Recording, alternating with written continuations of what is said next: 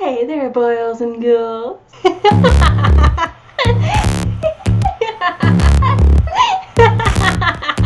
Do you like to get fucked up and do fucked up shit? Well, then do I have a movie for you. Let's talk about the man, the myth, the legend, Rob Zombie. But before we do, make sure to subscribe to this channel and click that little bell thingy to get notified. I post movie reviews and regular gameplays, all with a horror theme to them. So trust me when I say that you won't want to miss what's coming. Don't believe me? Stick around to the end of the episode to find out what movie I'll be discussing next. Born Robert Bartley Cummins in 1965, Rob Zombie rose to fame as a rock star before anything else. He was a member of the band White Zombie before going off to do his own thing, and in that first solo album, Hellbilly Deluxe, you can really see his passion for the horror genre, especially with songs like Living Dead Girl and Dragula. In 1999, Zombie was contacted by Universal Studios to help them build a haunted house for their annual Halloween Horror Nights event. And it was here that he began constructing his idea for what would later become his first film. But that one word should really be foregrounded here. Idea. When Zombie pitched the movie to Universal Studios, he really had nothing more than a vague notion of what direction he wanted the movie to go in. But even still, he managed to put together a script, a cast, and eventually a full movie. But when it came time to, actually release the movie, Universal Studios backed out, being concerned about the rating the film would receive. And that was despite Zombie filming two versions of most scenes, one with blood and one without, in order to appease the studio. The film was shelved for a couple of months, but Zombie eventually managed to buy the rights back, turning to MGM to distribute it next. Once again, everything was going as planned. Until Zombie stuck his foot in his mouth and publicly announced that MGM must have no morals if they were willing to release his movie. All of a sudden, MGM found a whole bunch of morals, and House of a Thousand Corpses was once again without a production company. Lionsgate Entertainment was the next studio to step in, and it seems that the third time's the charm after all. 3 years after the film's completion, and it finally looked like Zombie's directorial debut would have its time in the sun. And how'd it do? Not good. Critics panned the movie, as they tend to do with cheesy exploitation films. This wasn't a movie made for the mainstream, and reviews at the time definitely reflected that.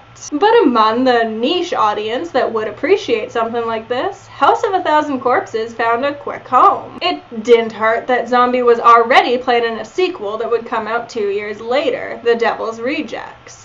And in 2019, the trilogy was rounded out with Three from Hell. This movie has come to take up a very important chapter in horror history, and it helped to establish Sherry Moon Zombie and Sid Haig into horror icons. I'd list Bill Moseley among those icons as well, but come on, let's be real.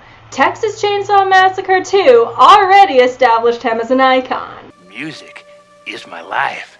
And now that the trilogy has been completed, with Sid Haig's recent passing, I very much doubt that there will be any more movies, but I've been wrong before.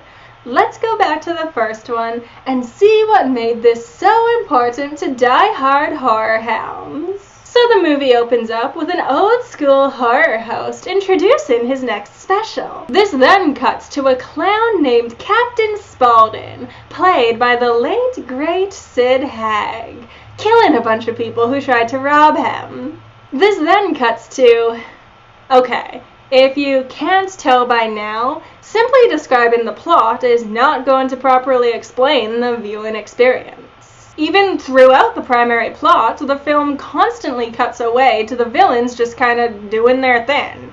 Everything from monologuing about killing people to, necrophilia. This doesn't affect the plot per se, but this does affect the movie's tone and style. And might I add, this movie is highly stylized. It's all in homage to 1970s horror and exploitation films, and it's clearly trying to evoke that general feel. Moreover, Rob Zombie admitted that the villain's monologues were heavily inspired from home videos of the Manson family, so take from that what you will. But let's follow the plot for a minute here, because that is the most structured thing that's easiest to follow. We're introduced to two pairs of couples who go by the names of Don't Know, Don't Care, That Guy from The Office, and who? They're on a road trip across America when they suddenly come across Captain Spaulding's gas station / local curiosities museum. It's here that they learn about a local serial killer, Dr. Satan. Don't Care becomes fascinated with the story, so much so that he wants to find the tree from which Dr. Satan was hanged. But along the way, they decide to pick up a hitchhiker, a beautiful but strange young woman named Baby Firefly, played by Sherry Moon Zombie. When the car gets a flat tire, Baby offers to put them up at her place while her brother fixes it. And though nobody wants to take her up on it, they don't really have a choice. Here, we're introduced to the entire Firefly family, which consists of a lot of people, but the most important are as follows. Mother Firefly, the matriarch, played by Karen Black. Tiny Firefly, a mute giant who wears a mask to hide his burn scars, played by Matthew McGrory. And Otis Driftwood, a sadistic, self-important maniac with a thing for wearing human skin suits, played by Bill Moseley. The family manages to behave through dinner. They even put on a little talent show for their guests. But everything takes a turn when Who starts to yell at Baby for flirting with that guy from The Office. Finally, the torture fest can begin. Now, as I've been describing this plot, does it sound similar to any other movie you can think of? No? Well, what if I describe it this way? A small group of young adults are on a road trip when they stop at a gas station run by a murderer, though they don't know that at the time. They pick up a hitchhiker who's actually a member of a redneck family of serial killers, one of whom wears human skin. Also, Bill Moseley's here. I almost consider House of a Thousand Corpses to be a loose reboot of the Texas Chainsaw Massacre, but with one major difference, and no, it isn't the Dr. Satan stuff. I'm referring more to the script's treatment of the family. While some Texas Chainsaw Massacre sequels have tried to sympathize with the Sawyer family, and more since House of a Thousand Corpses, I've noted, the first one was more like a typical horror movie in that they really didn't care what made the family tick. Leatherface is the most interesting character from Texas Chainsaw Massacre, partly because someone actually put thought into who he is when he isn't chainsawing people or cutting their faces off for skin masks. That person wasn't Tobe Hooper or Kim Henkel who wrote the script. Rather, it was Gunnar Hansen, first and definitive actor for Leatherface, who posited ideas like Leatherface being mentally handicapped and wearing skin masks to cover up for his serious lack of a sense of self. But none of this actually made it into the movie because nobody actually cared about the villains. More than anything, they were just tools, meant to bring the plot from point A to point B. But in House of a Thousand Corpses, the villains are the point. Zombie himself admitted that the audience is supposed to cheer for the Firefly family. And what does it mean about you, morally speaking, if you're able to cheer for depraved people who rape, torture, and murder for fun?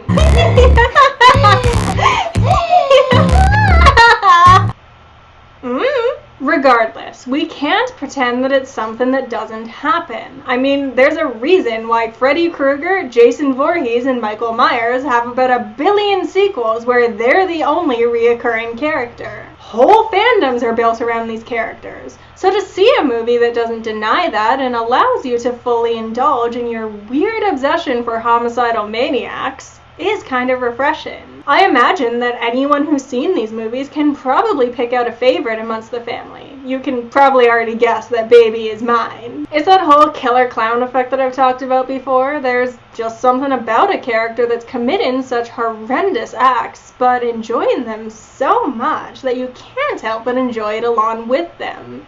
And Baby, more than anyone, fits that trope. She serves as a great contrast to Captain Spaulding's rage and Otis's emotionless cruelty. That being said, this isn't what I call a perfect approach. I would have appreciated a little bit more explanation into why the family is the way they are. To return to the Texas Chainsaw Massacre comparisons, there's this run-in theme that the family turned to cannibalism after they were let go from the slaughterhouse where they worked and weren't making enough money to survive.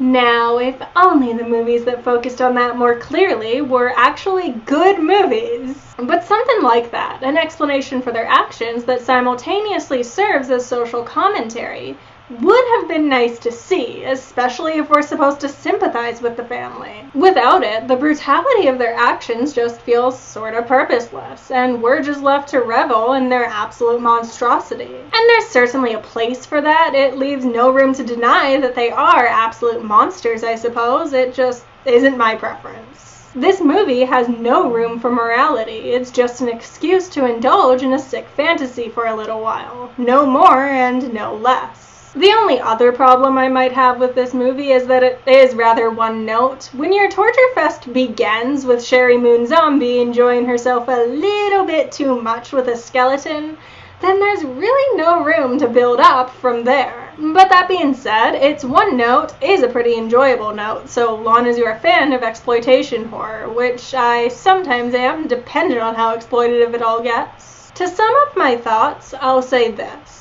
House of a Thousand Corpses is not overly original, and nor does it add all that much to the subgenre. But it does fit into the subgenre really well, and in some ways it's almost better than the previous entries, because it never holds back in giving the audience exactly what they want.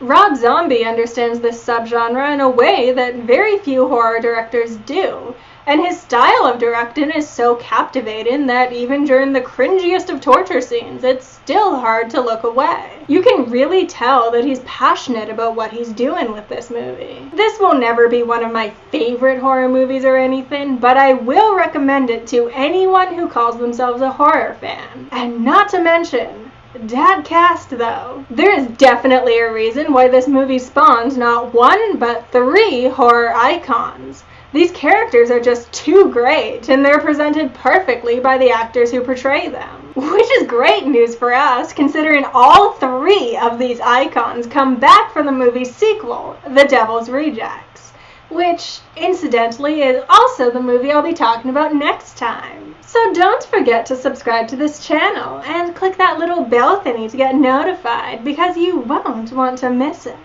Give this video a like if you enjoyed it, and while you're down there, why don't you leave me a comment? Let me know what your favorite Rob Zombie movie is. Thank you so much for watching, my pets, and I will see you all next time.